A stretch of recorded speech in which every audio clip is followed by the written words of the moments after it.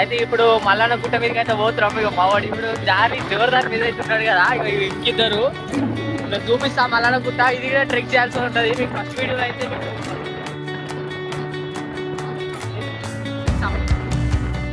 గుట్టనైతే అదే మల్లన్న గుట్ట అంటారట.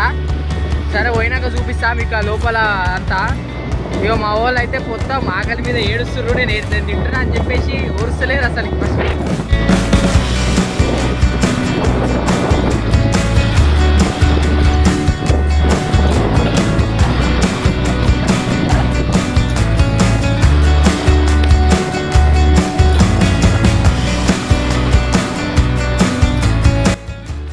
పైనకు అయితే ఎక్కుతున్నాం, ట్రెక్ చేస్తున్నాం. మొత్తం ఇది ఏం దారి లేదు. ఇటు సైడ్ చూస్తే ఇటు పొదలే ఉన్నాయి, ఇటు సైడ్ చూస్తే ఇటు పొదలే ఉన్నాయి.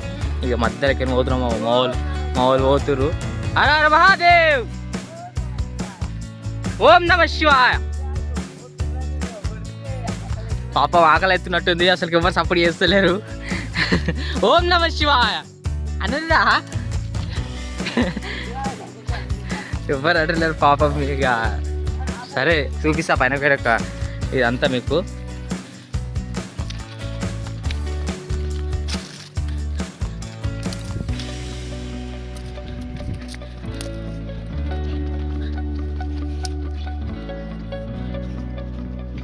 యూడు మొత్తం ఇది అడవి లెక్క ఉంటుంది. ఇటు సైడ్ చెరువు ఉంటుంది కూడా.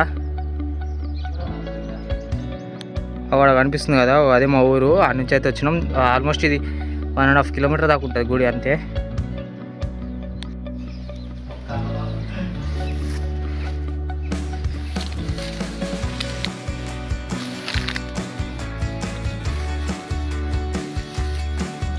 అయితే ఎవరు పూజారి కూడా ఎవరు ఉండరు, మనమే వచ్చి పూజ చేసుకోవాలి. ఇక్కడ మన వాళ్ళు అయితే దర్శనం చేసుకుంటారు.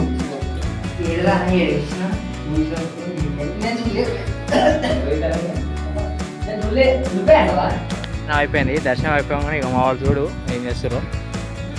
ఇక అన్ని కోచారాలు చేస్తారు. వీళ్ళతో వస్తే దిమాగ్ ఖరాబ్ గైస్. మేమైతే నిన్న దగ్గర ఒక 3 గుళ్ళని అయితే దర్శనం చేసుకున్నాం గైస్. కానీ అందులోనైతే నేను 2 వీడియో తీయగలిగిన.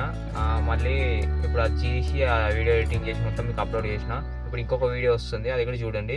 ఇంకా ముందు కూడా నేను ఒక వీడియో పెట్టిన బసవపూర్ దాన్ని, అది కూడా చూసి లైక్ చేయండి, షేర్ చేయండి, సబ్స్క్రైబ్ చేసుకోండి.